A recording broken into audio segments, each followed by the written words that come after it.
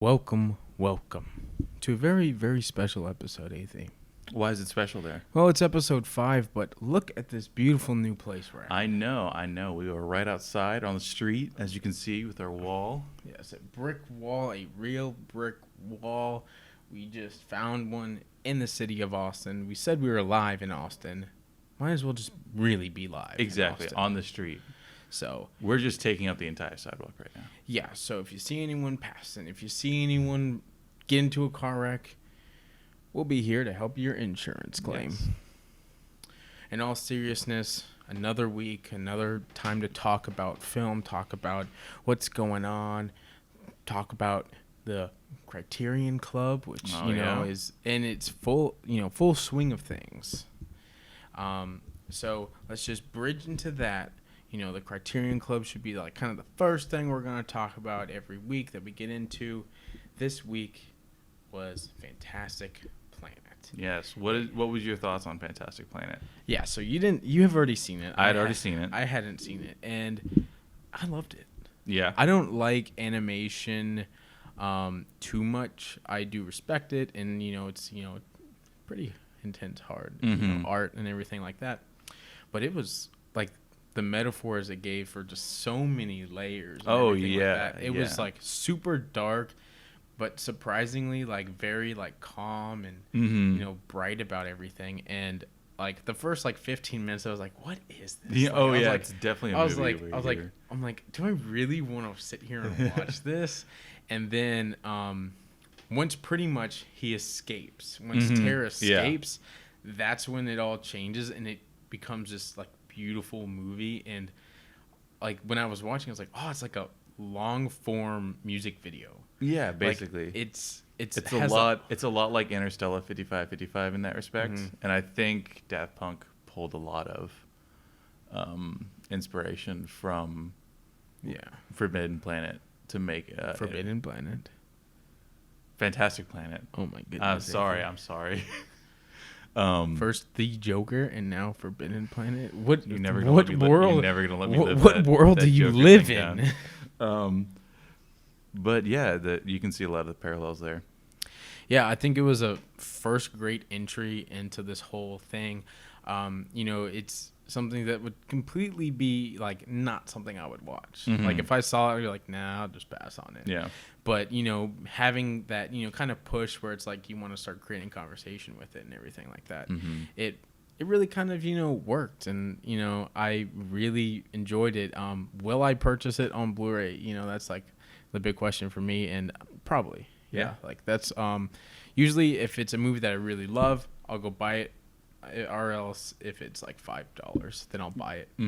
But I mean, this is a movie that I will possibly rewatch again in the next couple months or something like that, and it's so good. It is really good, and it's really fantastic movie. Yes, not forbidden. It's not a forbidden movie. Yeah. So I mean, like if we're gonna like rank on this Criterion Club, like so far this is number 1. Oh, we're gonna start ranking these. Okay. We can definitely do that. Okay. So this is number 1. It might just be the first one, but it's number 1 right now. So when if you give it a rating, like 1 to 10. 1 to 10, I'd probably say a good like 8.5. Okay. Just because for a film, you gotta like hook the people in like the first 15 minutes. I'll give it this one the first like 10 because it's like an hour 10. And it didn't really hook me too much until he like escaped and everything, and then I was pretty on board with it. So that's kind of like the reasoning why like I'm not like overjoyed and like this is like great. This is like the greatest thing ever. Yeah. But it's fantastic. Yeah. And you had seen it before. I had, yes. When you heard that it was announced for the first, Criterion Club, what was your... I was really excited to see what your thoughts were on this because I know that you're not the biggest fan of like anime and animation. But I was excited to see because I knew you'd enjoy this. Especially if you got through like the first half, I'd say. Because the last half is really where it's like... Yeah, it's pretty dark. Like my original thoughts were like when I first when I got through the first 15 minutes, I'm like, oh, okay, so it's just gonna be basically about a movie and how you should be like thinking about like how you treat your pet and everything like that, because it's like really being a dick to their pet and everything like that. I'm like, man, they really turn it on you because it's a human, and you're like, man, that fucking sucks. I do that, I put my dog on a leash. I do this to my dog, I train my dog like this, or whatever animal or pet you have, So I thought that's where they were going. I was just like, oh, I mean, a whole hour of this, okay, I get the point. But then it started going with like genocide and all these like very mature themes, and I was like, damn. Yeah, it's definitely like it has the look of like a kid's cartoon almost. Like you could definitely see like if besides the nudity. Yeah, oh yes, besides the nudity. I forgot about that. I haven't seen this movie in like 3 years, and I didn't watch it again because it was the book club and the movie club. And I mean, you watched it. I had already seen it, so I kind of figured, and I had some stuff come up. Yeah, I had only had the opportunity to watch it like a couple of days ago anyways, so my only 2 off days from work, one day we film this, the other day I just want to relax. Yeah, of course. So it's like but yes, I highly recommend it. Yes, highly recommend. If you saw it, what are your comments or thoughts below? Yes. What do you think about it? I mean, if you saw it, great. If you didn't see it, I would highly suggest you go see Fantastic Planet. If you're in the Austin area, it comes sometime March. Yeah, and in March, Austin Film Society is playing it at the AFS Cinema. Perfect. Yeah. So if you're wanting to go watch Fantastic Planet in theaters, go ahead and watch it here in Austin at AFS Cinema. Yeah. So, which leads us to the next one. The next movie. What is our next one? As you know, we are going to do a random number generator, 1 to 1026, because that's what. Do you want me to do the random generator? I got it up on mine. That's the spine numbers they have on their website. They could have changed it, but the number is it's a long 558 is the number that we will be going with. So 558. Hopefully it's not something we've seen before. 558 is Topsy-Turvy. Looks like a potential Mike Lee film from 1999. Looks like possibly another. No, unless these are the screenshots of it. Yeah, the poster kind of gave it to look like a another animation movie, but no, it looks like it's just a live action. Looks like it's about a stage play. Looks pretty interesting. Yeah. Topsy-Turvy is the second movie in the Criterion Club. Just to give it, what it says, the world of Gilbert and Sullivan comes to vivid life in director Mike Leigh's extraordinary dramatization of staging the duo's legendary 1885 comic opera, The Mikado. And then it goes on just a little bit more. Sounds interesting. I really like the art on the poster. That's what I was like. It's like the upside down. Yeah, it's upside down, but it's not upside down. It's right side up, and it's pretty crazy. Let's see. Is Topsy-Turvy playing anywhere else? I don't think it's going to be playing anywhere, but I'm seeing it. But yeah, Fantastic Planet, by the way, you can get it on Amazon for rent for like $4 or $5. So you can go check that out. And most of these you can easily probably get for Topsy-Turvy. Looks like it's on Hulu. For free? I mean, if you have a Hulu subscription. Let me see. I got Hulu up on here. If it hasn't logged me out. Let's see. Topsy-Turvy. Topsy and Tim is on here. Not Topsy-Turvy? Unless I'm spelling it completely wrong. What if I do the line there? No. Yeah, just Topsy and Tim. All right, well. I mean, we can't change it to that, but It's on Amazon. Yeah, it should be on Amazon for kind of like the same deal. Yeah. Rent it for just a bit. So yeah, that's the next one on the Criterion Club. Let me check out one thing. So if we're going based off of critical stuff, IMDb had Fantastic Planet at 7.8 and Rotten Tomatoes at 90. Topsy Turvy's kind of in that same realm, 7.3, and then at 89% on Rotten Tomatoes. So hitting kind of the same marks. Mm-hmm. And you have not seen this movie yet? No. Neither have I. So this would be a good first one. Yeah. So we'll see if it dethrones the reigning victorious Fantastic Planet. Yes. I think that would be cool. We can, have some stats and see how long something stays up at number one. That's true, yeah. And, see our reigning defending champion Fantastic Planet versus Topsy Turvy. Yeah. Well, that's all going to change until let's see what number. Hold on. Until we get to let's see. I think number 2 is Seven Samurai. Yeah, but we all know that. Yeah, number 2 is Seven Samurai. That will definitely number 13 would dethrone it, I think, which is Silence of the Lambs. Oliver Twist is on here. I saw Tokyo Drifter and I got kind of scared. Yeah, but when number 700 comes 700, up, what's that? That's Fantastic Mr. Fox. Oh yeah. Ooh, speaking of Tokyo Drift, we're gonna have to talk about that in the news. Well, how about we talk about or was it Fast and Furious, because that leads me to my very first topic of the day. Okay, that is one of mine as well. I mean, the Fast 9 trailer came out, right? Yeah, Super Bowl just happened, so we got not a bunch, but we got like about 10 newish trailers that dropped. Yeah. So Vin Diesel was in an interview, and they asked him about how he sees, the foreseeable future of Fast and Furious. I think yours is the same one as mine. And it's about Fast and Furious 10. Yes. So since you know it, let's break the news. He thinks that it could be a two-part movie. Okay. Which have you seen the trailer for the new one? So the trailer launched Friday? I think so. Full trailer? Yeah.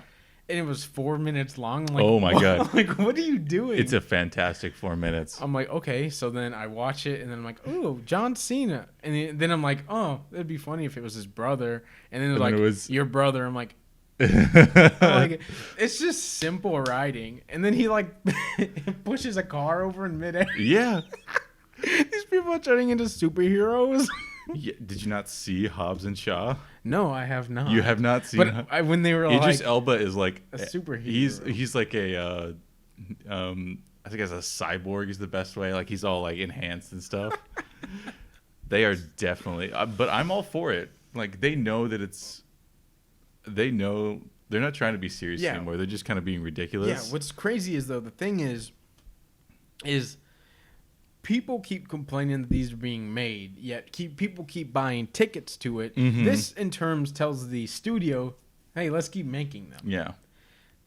So if you want these to stop, don't go see it. I hadn't seen... I'm not going to stop. I want to go see it again. Fate of the Furious. I didn't see Hobbs and Shaw in theaters. Didn't purchase them at all. Mm-hmm. So... I have it on Fate of the Furious on Blu-ray, maybe. I don't know. They're the most ridiculous things I've ever seen. I think in Fate and the Furious, he jumps over a submarine. Well, I had watched the beginning of it until they revealed the twist of why Dom turned on the, Oh, yeah. And I was for them to go super crazy and being like, she's mind controlling him. But it was just like, we have your secret daughter. I think it's a son. A son, whatever it is. We have your secret child. Yeah, but what do you think about Han returning? Yeah. Son Kang. Justice for Han, man. I know. Oh my God. I don't know. I was perfectly fine with how he died. No. It's amazing. All right. It's amazing that they brought him back. They brought him back twice because they went back in time and then he went to Tokyo so let's off the top of your head, let's just do a little versus battle right now. Okay. Tell me how you open Fast and Furious 9, and I'll tell you how to open it. Okay. Oh God. So we start off in the streets of Tokyo. Okay. Because we found out that the crash that Han happened, it was Jason Statham. Jason Statham done it. He done it. He done it. I'm gonna say that as Jason Statham is walking up, Han somehow sees through the roof of he has a moon roof, and he sees there's an open manhole cover, and he climbs through right when they blow it up. That's the only possible explanation I can think of Fast and Furious 9 opening. Okay. Give me 1 second. Okay. Put down in the comments what you think Fast and the Furious 9 here we go. opening. Jason Statham, boom, he walking away. Camera, it starts zooming in, Okay. And we get closer and closer. Enter the car. Some random guy is in the car. Not Han. Okay? Okay. Camera starts panning away. And I just looked it up to see what he's eating. He eats small, chocolate cookies. He's eating the chocolate cookies, watching what happened, and was like, what the fuck? And that's it. I think my yours is more realistic. My manhole cover. But I think it would be just hilarious for them just to be like, what the? What just happened here? But yeah, Fast and the Furious 10, he wants it to be 2 parts, which... So that's going to be amazing. I don't know why they're not I say just make all of them 2 parts, because then they can just film all of it, all 2 just movies. From now on, after 9, just 2 parts. Yeah, that would be and great. Then you can just pump them out, just super fast, because not only do you film both of them at the same time, you release one, then the next year, then you have one... That 1 year where you don't have to film because the previous year's second part's coming out. Then you can film first and second, and just constantly, just every year, just Fast and Furious, Fast and Furious, Fast and Furious. And then at the very end, it's just gonna be they're gonna have 12 built up, and then just the very last one, they're just gonna once a month.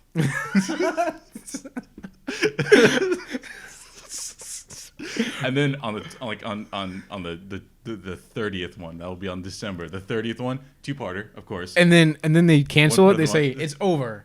But don't worry, guys. Fast and Furious, the TV show, is coming out. And then it's weekly. Vin Diesel will return in Avengers 26. It's like it's not even weekly anymore. This is a daily show.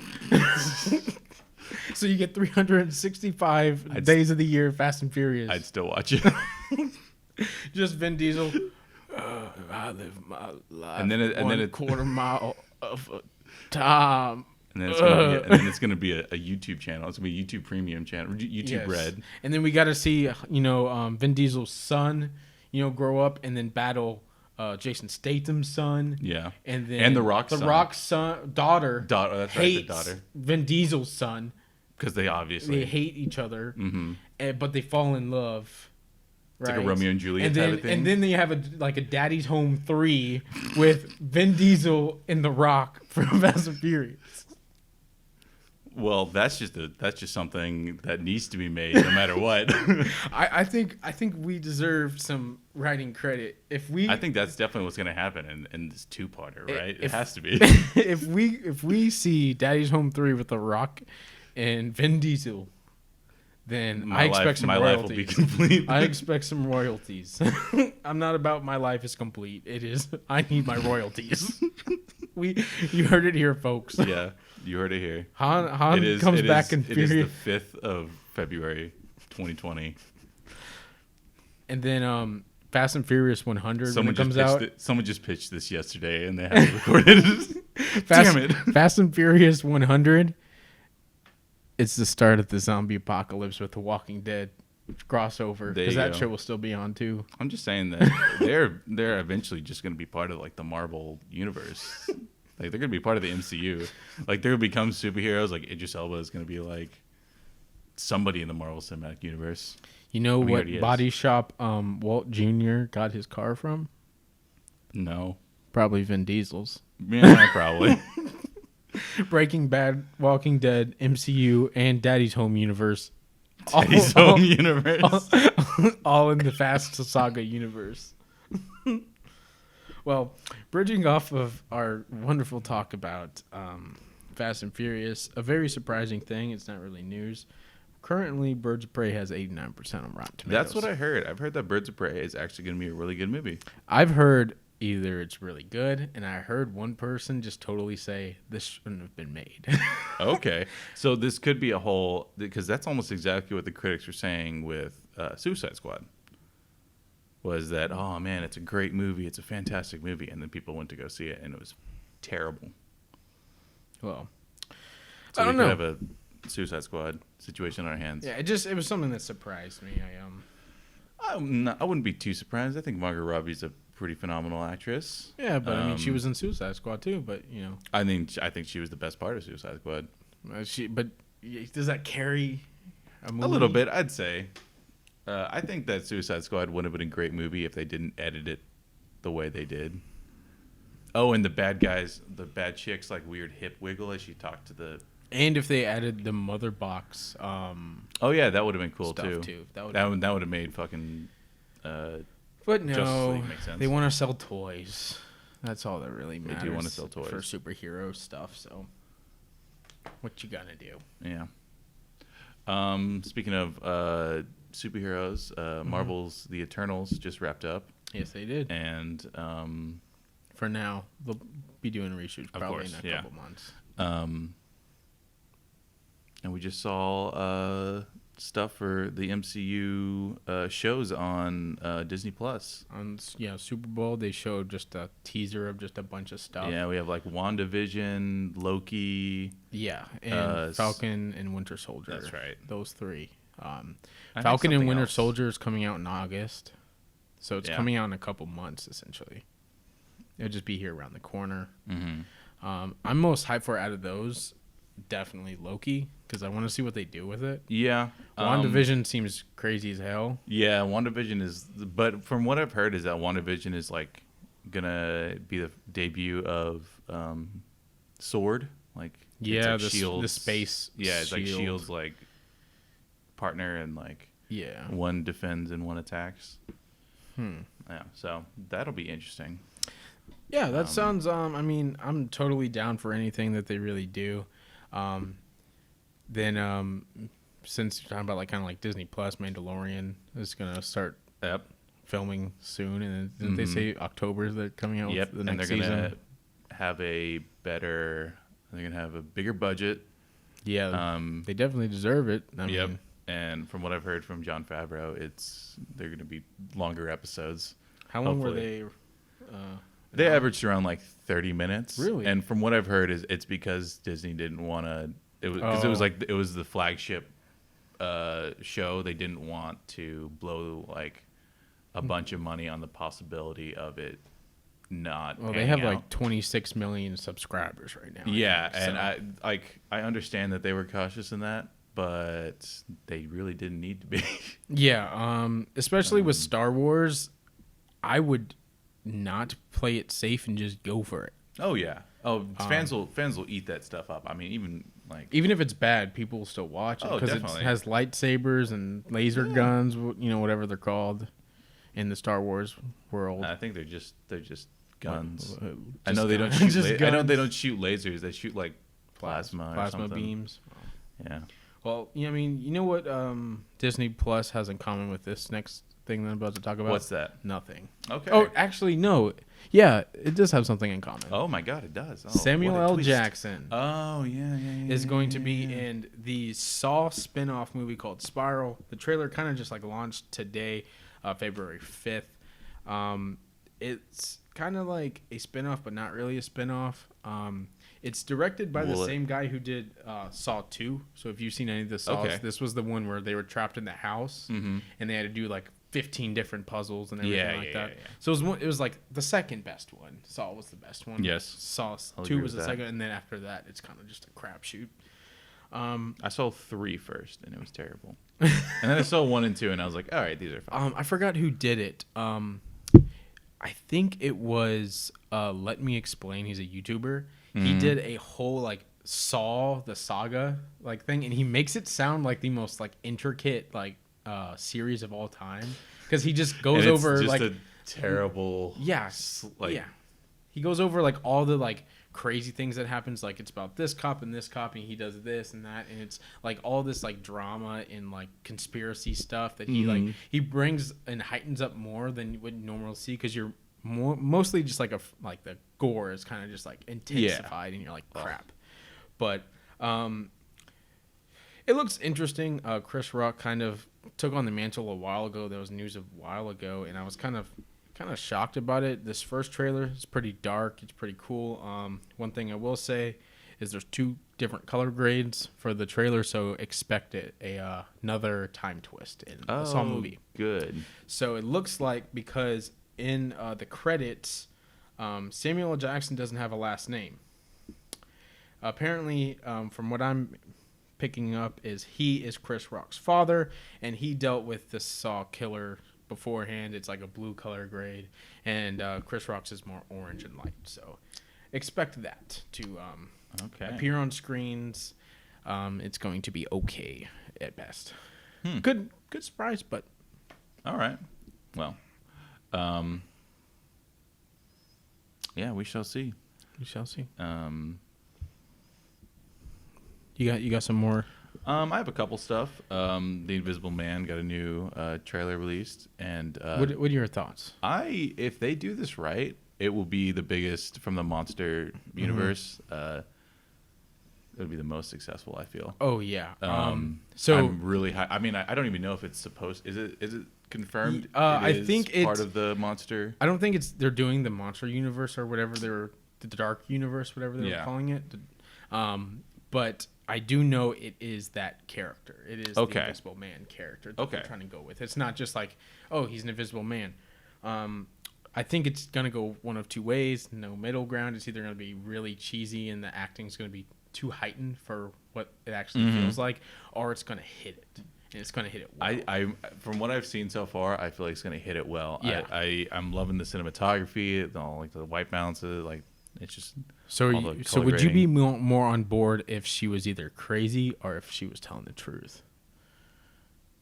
Like if you were watching it from her perspective, and it was just like, from like outside perspective, and you don't know if she's crazy or not. Yeah.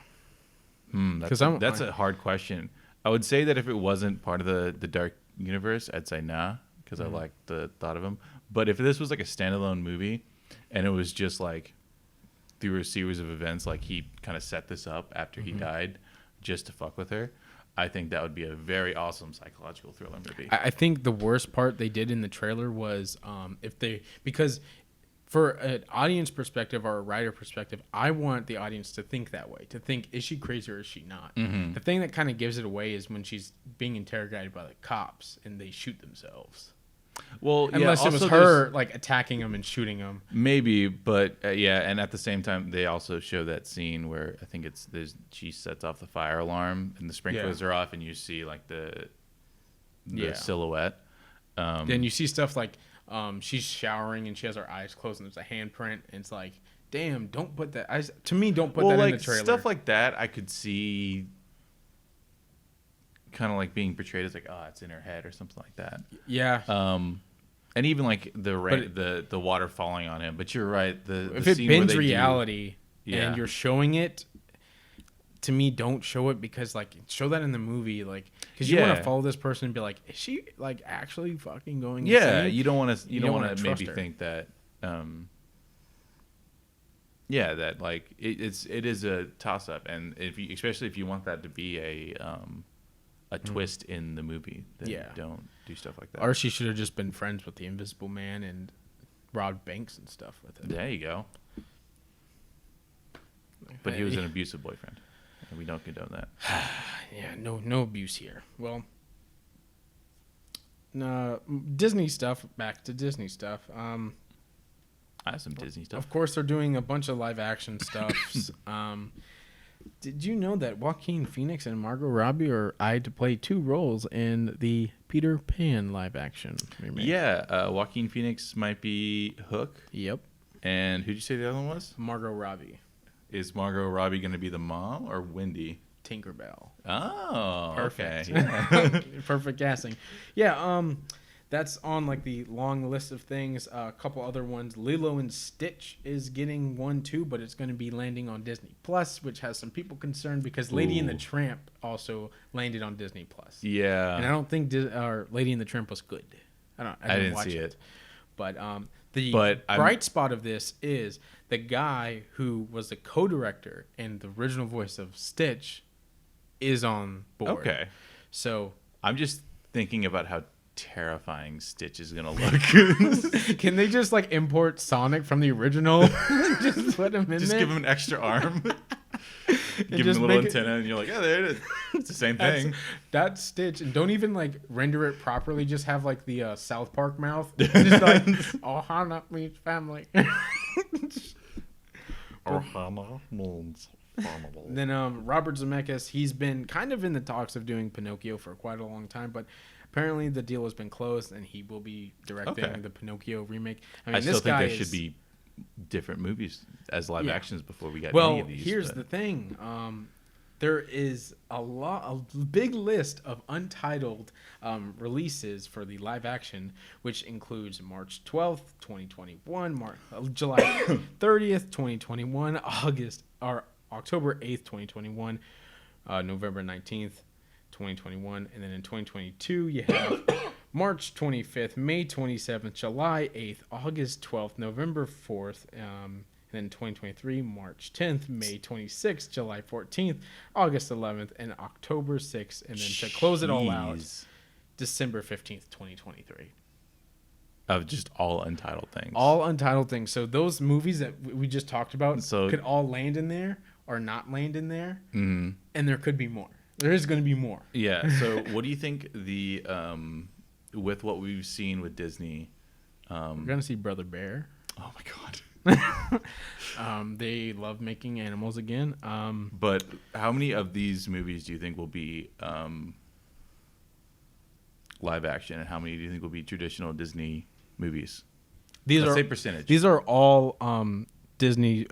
Several reserved for untitled live action features. Oh, I see. Okay, so all of those dates were live action features? Yes, sir. Okay. Well, if they do Brother Bear, we know they're not going to get a POC. They're going to reach deep in their bag. Like, we could see Treasure Planet in here. We see Atlantis in here. We could see. Well, didn't they confirm? Let me see. I heard that they confirmed that they were doing Atlantis. I don't know.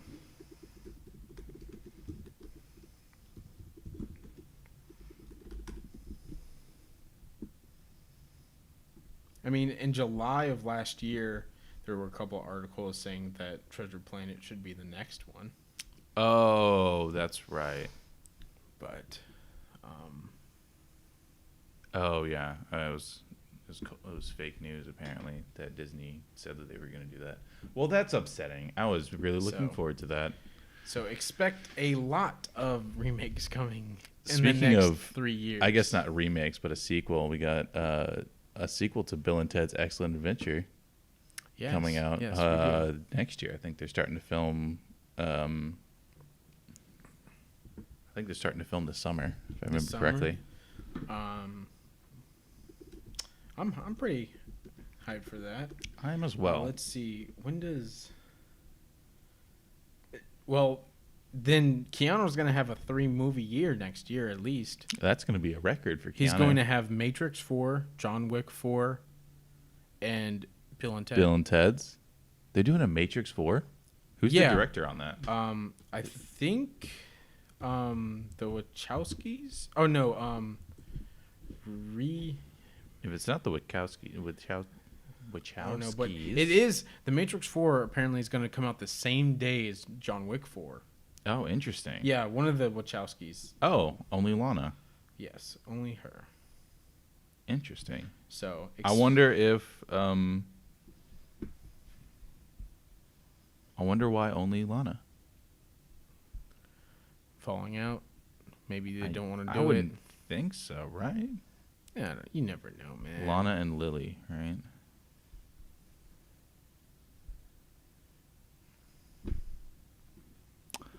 Oh, Lily is working on a TV series called Work in Progress. Interesting. Okay. Huh. Well, what are your thoughts on a new Matrix movie? I don't really care. I do too, because didn't they in the last one like? The only one that matters is the first one. Okay, good answer, good answer, because that's true. All the others are terrible, except for the Animatrix. I will give the Animatrix my stamp of approval. Enjoyed it. The Athey stamp. Athey stamp. He's editing this, so he has to put a stamp every time I do an Athey stamp. I'm not doing that. Athey stamp. No. Athey stamp. No. See what I have to work with. All right. Well, any more news? Yeah. So Hulu CEO is stepping down, Randy Freer. Most of the reason because of Disney's acquirement of Fox. They have now full control of Hulu. I don't think that's correct. I believe NBC still owns 33% of Hulu. Yes, you're correct. But beginning of the article very deceived me. But yeah, he's stepping down mostly just due to the fact that Disney owns most of it now. Disney does own 66%, and he is not a fan of it. He's been there for the past couple of years, which has been kind of like a good growth phase for Hulu the past couple of years, adding a bunch of like originals and stuff like that. Yeah, but Disney has owned 66% of them for like I think that entire time. They bought ABC. Let's see, when did?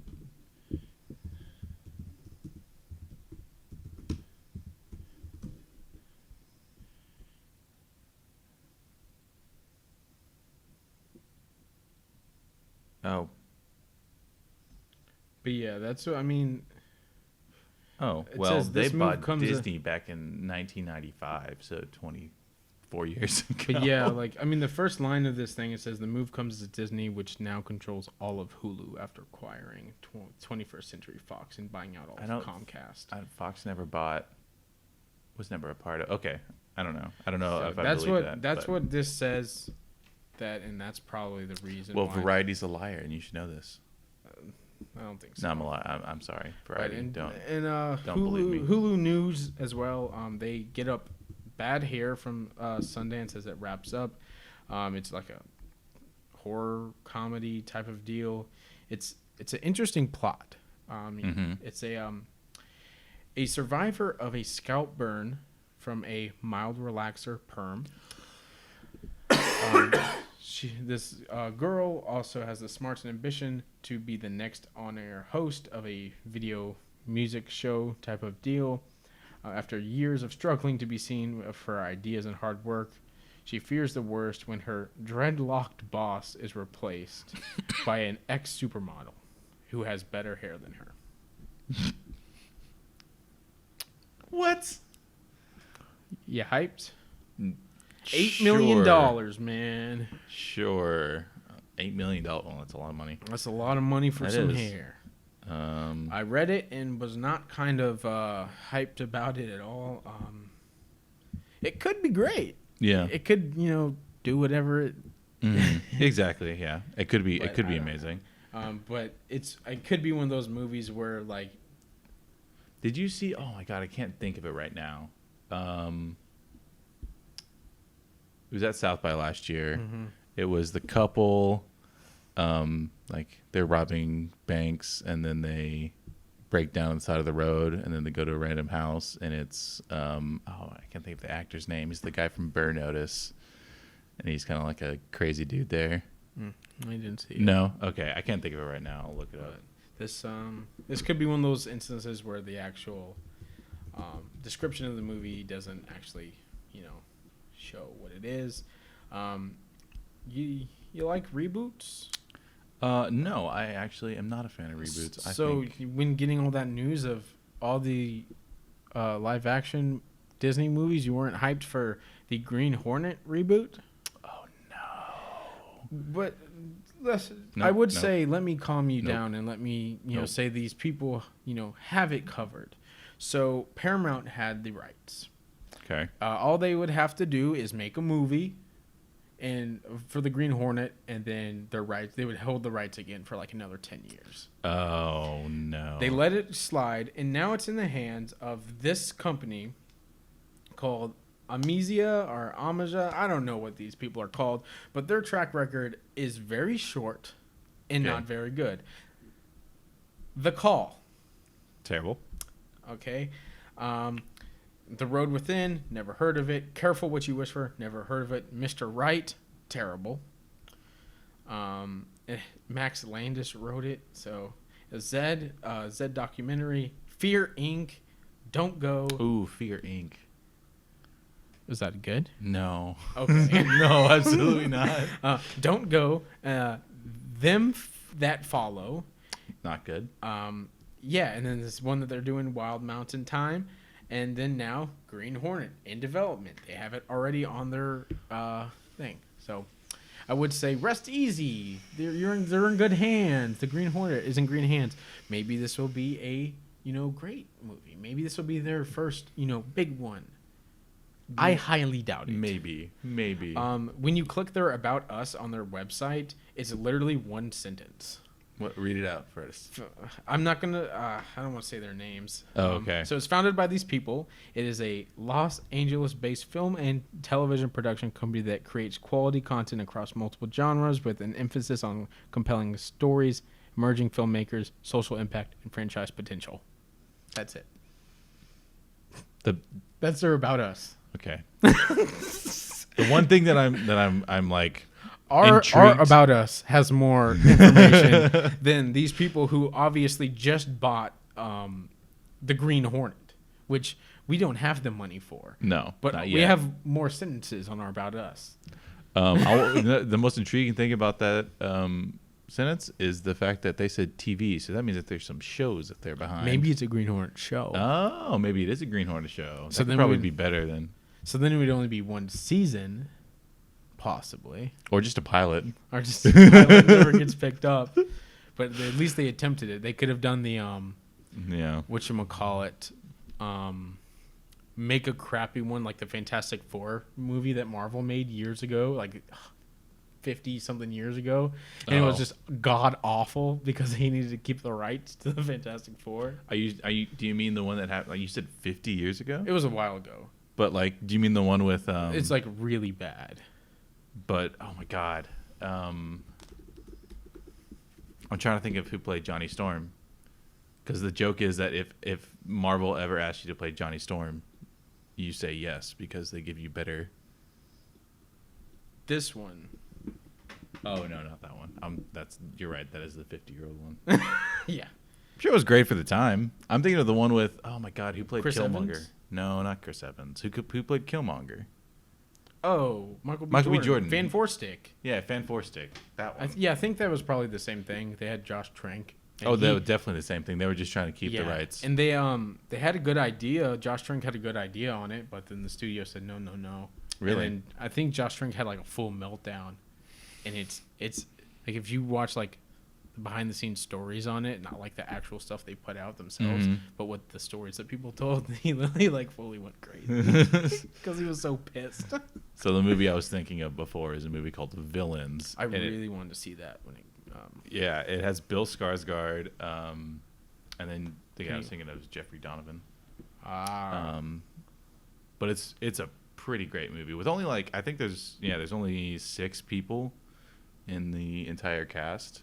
That's not bad because it's really only set in this really small this huge house in the middle of the woods. It's a great movie. If you haven't seen it, you should watch it. And another movie you should watch is Boys in the Woods. Boys in the Woods. Movie. Yes, Boys in the Woods. Is that spelled with a Z? I don't remember. Yes. Okay, yeah. Boys, B-O-Y-Z. It's almost like Boys in the Hood. Maybe no, it's not. Woods isn't spelled with a Z. It's the Boys. Boys is spelled with a Z. Yeah. Boys in the Wood. B-O-Y-Z in the W-O-O-D-S. Yeah, if you like Fantastic Planet, you like the music video aspects, you'll really like Boys in the Wood. I cannot. I am waiting for the day to rewatch this movie. I really think that every single episode I'm going to bring up Boys in the Wood because I think I've done it every single episode. I think it's now like the biggest thing is like if you're going to a film festival, just go see everything at least twice that you like. Oh yeah, if you can. It sucks because it's like now maybe we'll never re-see Boys in the Woods. I know. Like, that hurts. That movie is so good. It's fantastic. Like, everyone in my theater was just laughing the whole time. Oh, in mine too. The end was so good. They're getting high off of fucking rabbit shits. It was a good movie. Cut short. We don't know what's happening. Oh my god! Kind of just want to do one of those Twitter things where you just like tag the director just every day and say, where is it? When is it getting American released? American release. It's like, can I just have a digital copy? Can I just have a digital copy? That's all I want. I just want to rewatch your movie. I miss this movie. Well, enough about Boys in the Woods. Something that most people haven't seen. Yep. Another thing that most people haven't seen, at the fantastic movie, the rhythm section, had one of the worst. I've heard that it's not that good. It's not that good at all. It's a lot like, you know that movie, did you see the movie Peppermint like 3 or 4 years ago? No, I did not want to watch. Isn't that the one where she's like at the carnival or whatever and they shoot their kid and the husband and then they dip? Yeah.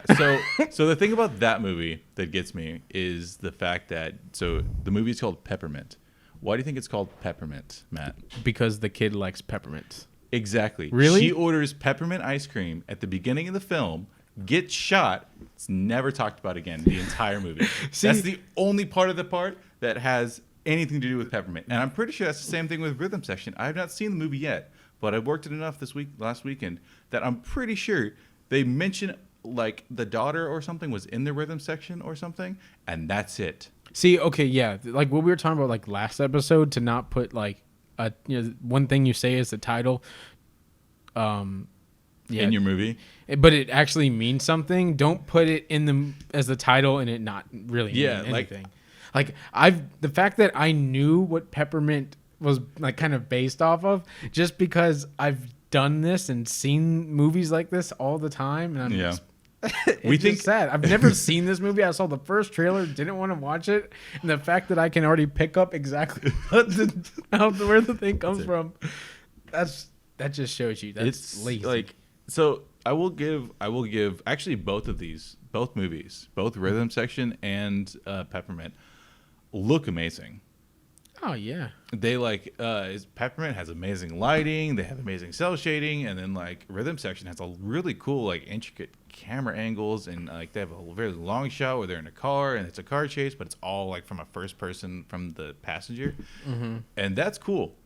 Storyline's terrible, from what I can tell. One thing I've that not seen it yet. I will see it this weekend sometime, maybe even tonight. The thing that kind of puts it, the movie forward, their actual story. Yeah, exactly. Well, Lethal Weapon 5 is supposed to happen. Is it going to be like Lethal Weapon 5 in Always Sunny in Philadelphia? I don't know. Let's hope. But apparently it is the last one. Oh, well, then there's no Lethal Weapon 6 where they come back to life. So they say. Oh, yeah. I could care less. They tried a TV show, and I think that didn't do too well. Failed. It's been since the last one. I don't remember. It's been 1 week since you looked at me. It's been since '98, so it's 22 years since the last one came out. Lethal Weapon 4 came out in '98. Yep. Huh. I thought it came out in like the 2000s. All right. So, well, that's what this one says. No, you're right. You're probably right. But yeah, I do not care. It's just what people have been saying, that Lethal Weapon 5's happening, and I'm like, okay, sure. Speaking of things you don't care about, what about the fact that Disney's doing Hamilton? Oh, yes, that is a part of my, it was the last thing of news that I was going to say. Okay. I am not. Beat you to it. I am not on the I don't care. I am on the I care, and I can't wait for October 15th next year.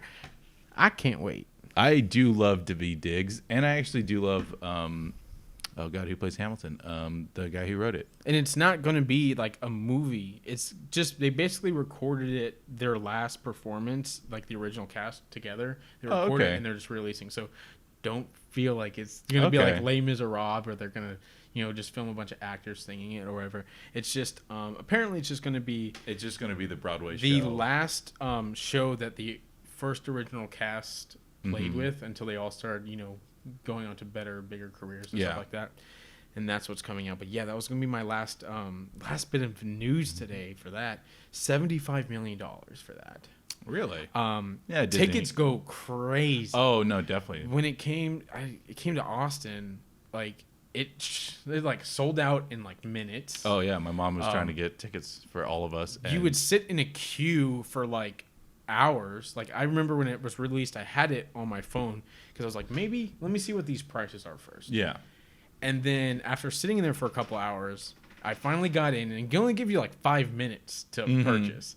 And then I go through it, and then I'm like, it's like $1,000 per ticket. I'm like, well, to be fair, you probably had like the last seats, which were like box seats. Yeah, because I think there were like the ground seats were somewhere like $150 a pop. It's still a lot, but yeah, so, 150 is. I mean, not $1,000. I'm not a play person, a musical person. I do love Sweeney Todd. Sweeney Todd's fun. I love that. I love Chicago. Yeah, and hearing that just everyone loves Hamilton, kind of I'm just on board and hyped for it. Yeah. You know, it's not like I'm like... Well, what you said earlier does make me have more hope for it, because if it's literally just the play... Then we'll be paying $10 for the same thing those fuckers pay $150, $200 for. Exactly. You talk about a sweet deal, man. Yeah. Oh my God. Oh, Lin-Manuel Miranda. I could not think of his Gorham name for the life of me. Well, did you know that Leonard Skinner has a movie, and it's coming out? It's a biopic. It's coming out on the 16th. A Leonard Skinner biopic on the 16th of this month? Yes, sir. What? So apparently this movie came out in 2017. It's called Street Survivors, which is also one of their albums. Yeah. But it's about like the plane crash and everything like that, and the experiences that I think the drummer had, because he was like, I think the only survivor of that with I think a couple other people. But if I'm reading this correctly, because I have it pulled up on IMDb to figure out what is going on here, it has the same director and writer as the article. The article is from, I think, today or yesterday on the 4th of 2020, and it says the release date here was December 1st, 2017. Maybe that was like Sundance or something. The poster itself doesn't look great. It looks fantastic. What are you talking about? I thought that was a chick until I saw the mustache. You'll see it up here, I'm sure. It will take place on February 16th as a part of a film festival called the Hollywood Reel Independent Film Festival. It says that it's supposed to be on video on demand on June 30th. Okay. So it's a straight VOD. Got it. Does it say? I'm guessing it's Amazon. No. As far as I'm seeing it, most likely, it's going to be Sling TV. It's going to be probably Amazon, and it's probably going to be like buy it for this much, or it's going to be free with Amazon Prime. But yeah, centers around the drummer and his experiences after the tragic day when the plane crashed. And the day the music died, as John McClane would say. Yeah, that kind of surprised me, and it got even weirder when I put it into IMDb, and it popped up as 2017. I don't know if it's the same exact one. It has the same directors and it same just happens to be the same exact. It has the same exact name. It looks like they just maybe remade it again. Like the title is, the Street Survivors, the true story of Leonard Skinner plane crash. That's a long one. And then you go into IMDb, Street Survivors, the true story of the Leonard Skinner plane crash. But this is 2017, so it's a little wild. We'll see. We'll see. Yeah, I have. My dad's a really big fan of Leonard Skinner, so I might take him to go see that if it's somewhere. You'll take him to go see it in the living room? Because that's where it's going. Video on demand. Didn't you say it's releasing this month? Oh, yeah. It's releasing in a film festival. Oh, in a film festival. Yeah. The Hollywood Reel Independent Film Festival, only on February 16th. I wonder if they're not saying the provider of the VOD because... It's Netflix. It's Netflix? No. Oh. I'm just saying because I'm wondering if they haven't done it so that it hasn't gotten bought yet. They're just assuming that it will be. It says that it could potentially come out to theaters nationwide this spring. Oh, interesting. Okay. Well, we'll see. So expect it to probably be at like Cinemarks. Yeah. For like a week. I mean, I could see it being picked up by like Alamo or something like that. If it's any good. I mean, Alamo picks up a lot of things that so, I might consider not be good. That was a weird kind of... That's me saying it, not Athey the server. I love Alamo. I love Alamo. Alamo is good to me. Help me. But, yeah, so... call the police. You know one of the safest bets in Hollywood, one of the safest directors? Hold on, let me see. The safest bet for for money or good movie? Yeah, just a decent good movie. Decent good movie. For director, I'm gonna say James Cameron. No, Ron Howard. Oh, yeah, it's basically the same guy. He is doing a movie for Paramount called The Fixer. It's apparently going to be this crazy movie about the CIA, this guy who's like, who used to be an FBI guy. He's in the Cold War, so on and so forth. Ron Howard's a very safe director. He's done decent stuff, pretty much his whole career. He's done good movies. Maybe not the best movies, not the most talked about movies, but he's done good movies. But yeah, it's not 100%. It says it's likely to be his next one. So he could be popping into a different movie before this. But apparently it's Paramount's top priority. All right. Which, okay. If that is Paramount's top priority, then, I mean, who knows what can happen. That's... Yeah. That could be good. That could be bad. I mean, Paramount made G.I. Joe.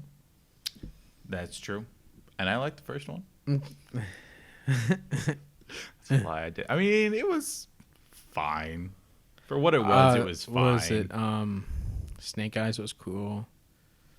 What's his brother's name? Snake Eyes and... God. Damn. It's White Cobra or something? No. Snake Eyes and... Storm Shadow. Those are the two, I think, bright spots in the movie. Maybe. I don't know. I liked. What was his name? Why is it to me that like? I always was so confused as a kid because Snake Eyes seems like he'd be on the Cobra. I think that was the whole point. Was that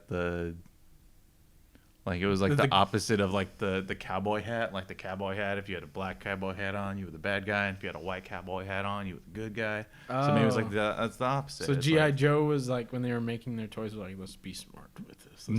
Let's be indie. That's probably. They made them in like the 60s or something. Because, yeah, Storm Shadow. I would have never guessed Storm Shadow if I was. Oh no, definitely not. Unless it was like a list, I would have picked it up and been like Storm Shadow. Yeah, that's it. Yeah, but I was thinking something snake related. I was like, because of Snake Eyes, I was like, maybe it's like White Cobra or something. I don't know. Snake Tail, Rattlesnake Tail. I am Rattlesnake Tail with my samurai. He's a ninja, and you just hear. He just has him on like his shoes, so every time he moves, he's like. And then hear that? It's too. Once you hear the rattle, it's too late. Exactly. You don't know the rattle's coming from, too. He just has. It's like the video games. We hear you.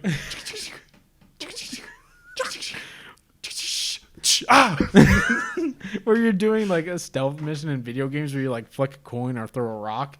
He's just throwing like rattlesnake tails, and it's just people are just hearing the rattles everywhere. He just has really long like a stick that he just like. One time he tries to throw the rattlesnake and it bites on his hand and goes ah. Oh, they're real rattlesnakes? I thought he just had the rattlesnake tails. Well, sometimes he'll have the actual rattlesnakes. That's just like Sticker Weapon instead of like ninja stars. He's just snake. Just like, no pocket sand, just pocket snake. Like, we're going to arrest you, sir. You don't want to know what's underneath these sleeves. It was like, what? Snakes. Snakes are under these. It's like a Orochimaru in Naruto. That was a deep cut. I'm sorry. A deep one. So yeah, that's all the news I got. I had Next episode you'll find out who wins. Oh, that's the Oscar. True. The Oscars are this month. We should probably order that fucking statue at some point. Yes, the statue should be ordered. Yes. And we're gonna set it up here so we have the winner. No, right here. It's gonna be right here. Right here. Right here. Right there. Right here. If that's what you think, Keith. Well, what did we say was the best picture? Do you remember what you said was best picture? 1917. You said 1917. What did I say? Did I say Parasite? Yeah. So apparently, the Academy released, like an unofficial winners list. Not winners list, but let me see if I can find it again. In Parasite 1? No, and it was a toss-up between Parasite and 1917. I'm telling you, it's gonna go. There's like so many different ways this is about to go. It's either gonna go like somehow a tie. I don't know. Haven't done the math on it. Haven't looked at the list and done math on it. Or it's going to be we're tied at the end, and it's between the two that are most likely going to win. And then what would be great is if we're like, okay, who's gonna win? Who's gonna win? And then it goes, Once Upon a Time in Hollywood. We go, God, shit. And we put it right here in the middle. We just break it there. Yeah, I don't know where I saw it. I just saw it not too long ago. But it was saying that it was a toss-up between... I think it was actually... Wait. It was a toss-up between 1917 and... Which I did purchase because it did come out on Blu-ray. Parasite just came on Blu-ray, so oh, nice. Parasite is owned. Can't wait to rewatch it again and again. Oh man, that's a movie you can rewatch over and over again. Yeah, it's absolutely fantastic. So let's see. Screen Rant, they put out a list earlier today of 10 movie things that people get wrong. And one of them has been something I've always said to people was, the hospital scene in Dark Knight? Mm-hmm. That's not it was all planned. Everything was planned. It wasn't like him just going off and being like, it's fucking working. Oh, really? Yeah. Oh, I did not know that. Yeah, so... I thought that he just... I thought it was planned that it was doing that, but his reaction to turning around and being like, "Well, what?" Yeah, no. Everything was planned. Even Christopher Nolan, in the DVD special features was yeah, that was supposed to happen. Well, yeah, okay. And then there is a 3D rendering that they were they did before exploding, so they know exactly where to set the explosives and stuff like that. And he does the same thing pretty much. I mean, it's not yeah, it's perfect a 3D rendering because it's just a crappy blocky rendering. But they said that this morning on one of their videos, and I was like, yeah, I've known. I did not know. There was that. It was the typical the Titanic isn't based off of real people, which I think people still believe.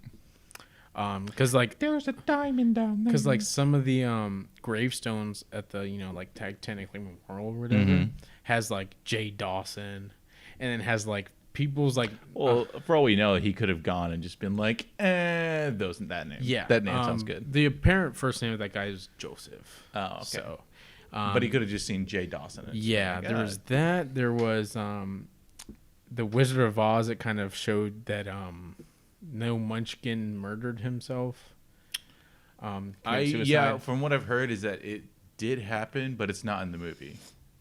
Apparently it didn't happen. Not there, because for one, they did the digital re-release or whatever, not recently, but somewhat recently, and it's big ass birds. You can actually clearly see it now. It's big ass birds. Oh, in the scene that you think? Yeah, oh, okay. The scene that everyone says where it's looks like something's hanging, and then it was reported that the Munchkins didn't even report to the studio when they filmed that. So this was way before they even showed up. So okay, Unless it was just like a munchkin who just got there too early and was like, ah! Well, they treated those people horribly on that set. And then, of course, there was that the allegation of what they did to Dorothy. Yeah. That was pretty good. Let me see. Then it talked about the old one of the old Godzilla versus King Kong movies and how apparently in Japan it was a different ending where it was Godzilla winning instead of King Kong, but they're like, no, it was always King Kong. What movie is this? 3 Men and a Baby. There wasn't a ghost boy in there. So there's this scene right here where apparently there's a ghost boy, right? Mm-hmm. And then like the next scene, he's gone. So people say there's a ghost in there. They filmed in a haunted place. It was just a standout like cardboard cutout type of kid that they had because it was supposed to be like a different storyline in the whole movie. Of course, like The Crow, them actually showing the murder. Oh no! Yeah. One that I didn't know existed. Apparently, they said the MGM Lion murdered a trainer while they were doing the original Really? one, and then like Alfred Hitchcock killed it. And I was like, what? It's like fucking. It's like one of them tall tales. Well, I mean, what's his name? Edison killed an elephant. What? Yeah. So Edison wanted his DC current to be better than Tesla's AC current. So to prove that AC current was deadly, they electrocuted an elephant to death named Topsy. Look up Topsy, you can see it. Okay. They even have a video of it. But yeah, then they talked about the Edison was a Wizard of fucked up Oz dude. one. Yeah, let's see. I think you can see it here. Yeah, looks like a big ass bird back there. Like there it is. Like look at that thing. That's a bird. Yeah. So. But then the last one was about like Broody and how like it's like the same thing with every like true story. It's somewhat based in reality, and then it has like a couple of things, and Yeah, I mean, everything else is fake. you always, for based on a true story, it's. Did you see the Super Bowl? I did Or watch just the the commercials, Super Bowl. at least? I watched the Super Bowl. Besides, the trailers, what was the like that commercial that you like dug? I mean, I was a fan of a couple of them, but the Bill Murray one. Oh, that one was great. with the groundhog from Groundhog Day, it was fantastic. the Google one hit. Oh, the one with the old man remembering. And that's a real thing too. Yeah. Yeah, so it's one of Google's employees' grandfathers. Interesting. And, the wife had passed, and he's dealing with, Alzheimer's and everything like that, so he can't really remember Oh, that's anything. awesome. So it's like, it's a real story for like a real problem, and it's a real solution. So That's cool. it makes it hit even harder. It does. Like, I saw it first, I was like, ooh. I was like, oh. Let me see if I can remember some. By remember, I'm going to look up a list Mr. of... Peanut returned. Oh, yeah. That's so stupid. I thought that was pretty great. I'm sorry for saying that was stupid, but it was. I mean, yeah, it was. The Jason Momoa one was pretty funny too. Oh, that one was hilarious. I really enjoyed that one. And it was from Rocket Mortgage, like. Yeah, that came out of nowhere. Oh, the Smat Pack with John Krasinski. Oh, yeah. You And can't Chris pack Evans. that there. Smat Pack. Tom Brady's like fake retirement trailer was. Oh pretty yeah, funny. that was Like dumb. I knew like it's like for people who are into sports, they knew this was like fake because all you hear about football now is where is Tom Brady going? Is he staying in New England or is he going elsewhere? And then this Saturday the XFL starts. By the time you're listening to this, you're The XFL. So, yeah, Bryan Cranston's. The Shining. The Shining stuff where he's the twins and the green.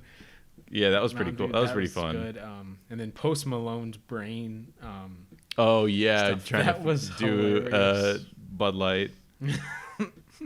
And then I think the funniest thing is because like an inside joke I have with my girlfriend is like my spleen, like ow my spleen, like Ow, every my time, spleen. like every time my dog like jumps on me.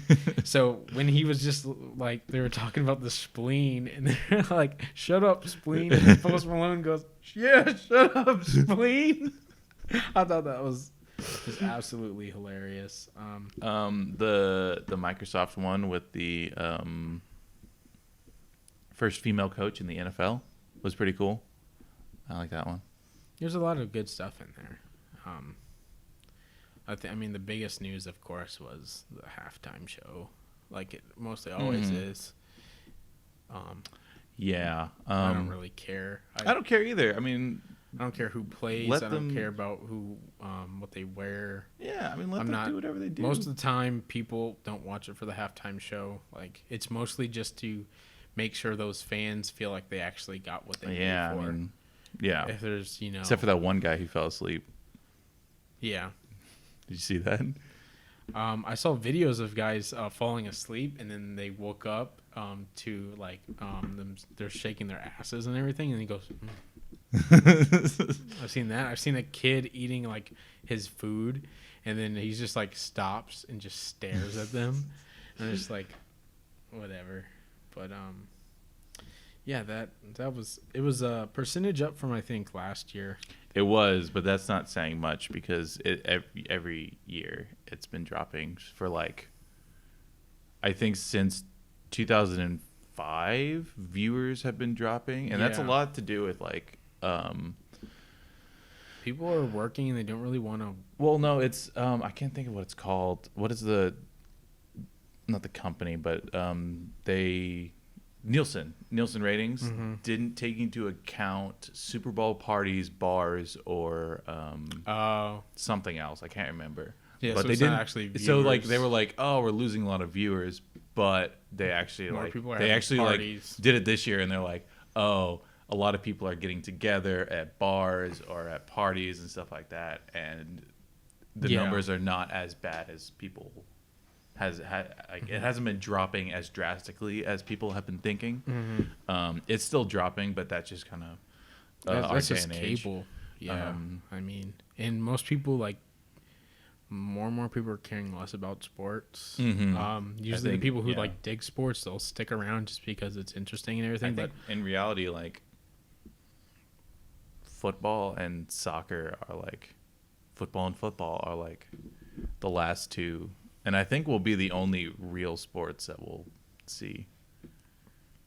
I mean, the problem is the NFL and like football in general just has so much medical problems that are going into it. Oh, that's true. Yeah. That if they ever go away, that's why. Yeah, I can see that. NBA's on the rise. They'll do robot. Yeah. Robot in NFL. And then another like bad thing is just like the MLB was on the rise again the past couple of years after past couple of World Series being really good, and then the whole Astros scandal, just everyone who was like, oh, I got on board with baseball again, but now it's like they're cheating, no point in watching it now because it's like one of the best World Series of all times and one of the best games of all times is now going to be just shadowed by just scandals. Yeah. And it's like, because I remember watching those games live and being like, this is like fantastic, and watching, home run after home run after home run and just back and forth in a battle. And it's like, now it's like, it's like not even worth, just doing it. But yeah. Let's see. Stuart Little's still the best theory that's come on to this show. Oh, you got a one top off your head that you can they can beat it.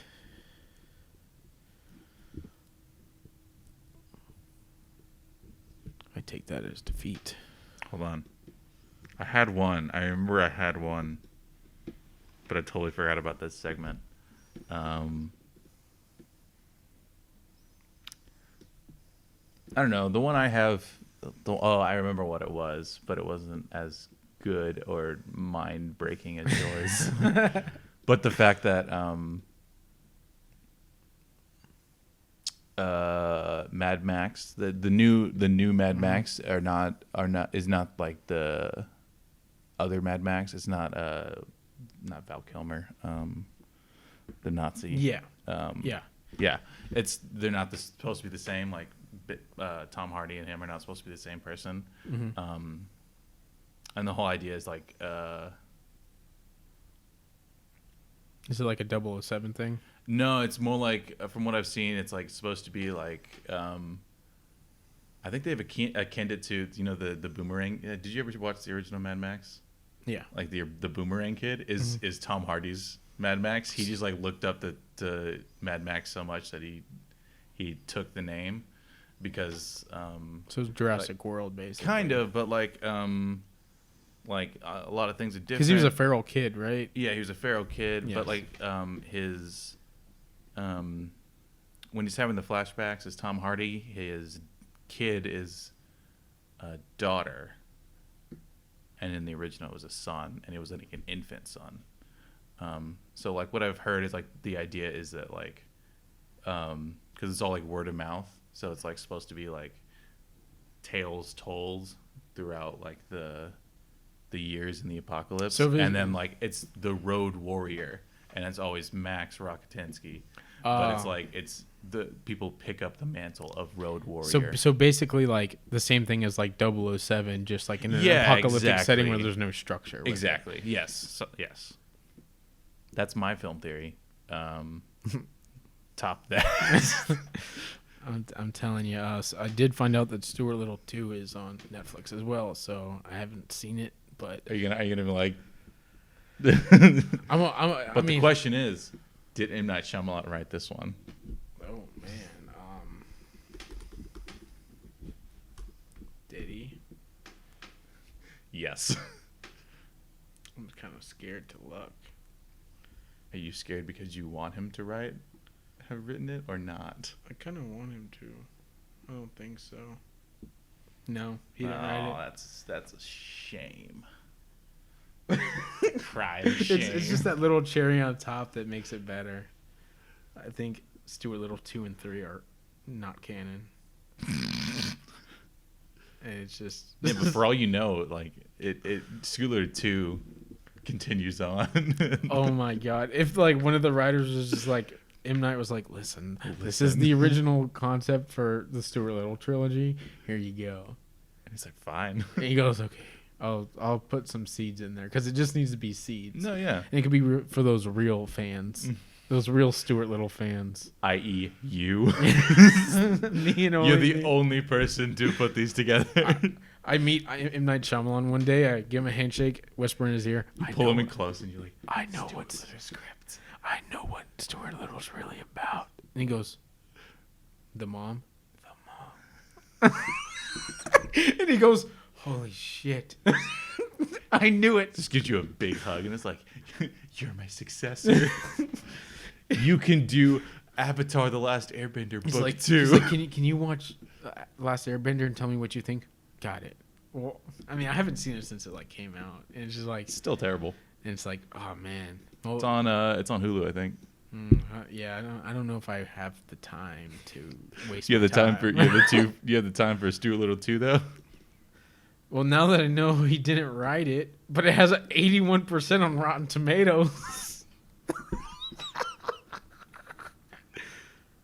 But only a 5.4 on IMDb. IMDb's, fans. That's true. How many people voted for it, though? That's the real question we got here. 124. It is certified fresh. Yeah, it is. Still never seen it. Stuart Little 2 is certified fresh by Rotten Tomatoes. You heard it here first, folks. This is how I feel that the people who say Paddington is just a bear. This is how I feel. Yeah. This is how they feel about it. And I'm feeling it.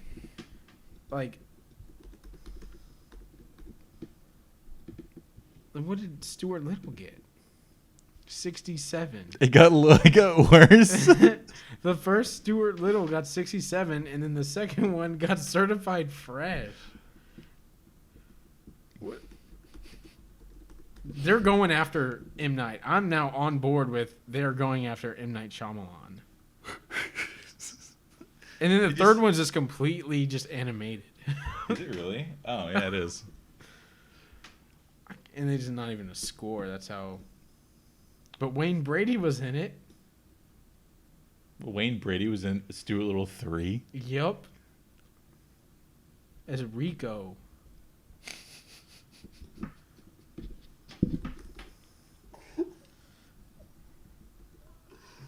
What the fuck? Wow. And when you type in Rico, he's a skunk. And the first thing that... Look at the first thing that really pops up. Stuart Little Rico fart. Like, and that's the first video that pops up is the fart. Stuart Little Rico fart. Okay, give us 25 seconds to enjoy this. Oh, I hate that animation. Oh shit. You wouldn't talk to the butt.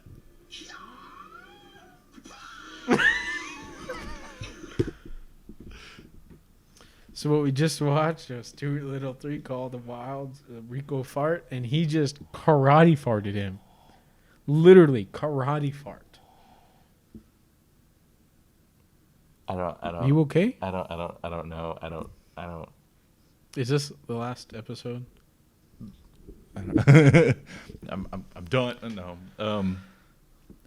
Wow, that was a thing. Look at that face. Oh my god. He's out. He's enjoying his fart, He's to say the least. yeah. So Oh my god, the animation is terrible. It's like it has human teeth. yeah, it's got a human bottom too. It has a human mouth. That's terrifying. I don't like that. I'm not a fan. You're not a fan of Stuart I'm not Little a fan 3? of Stuart Little 3. Unless M. Night Shyamalan wrote that one. No, I think he'd never returned. It would have been better if like he was like, yeah, that's why they didn't invite me to 2 or 3s because you hid the... because he hid the... I wanted a hidden meaning behind this whole thing of this mom just going crazy. Stuart Little 3 is just his mom in a psych ward. Someone should cut together Stuart Little trailer and the Joker scenes in Asylum where he's like banging his head. And then it's like, why are you laughing? And she's just, my son. And it's Stuart Little. Hi.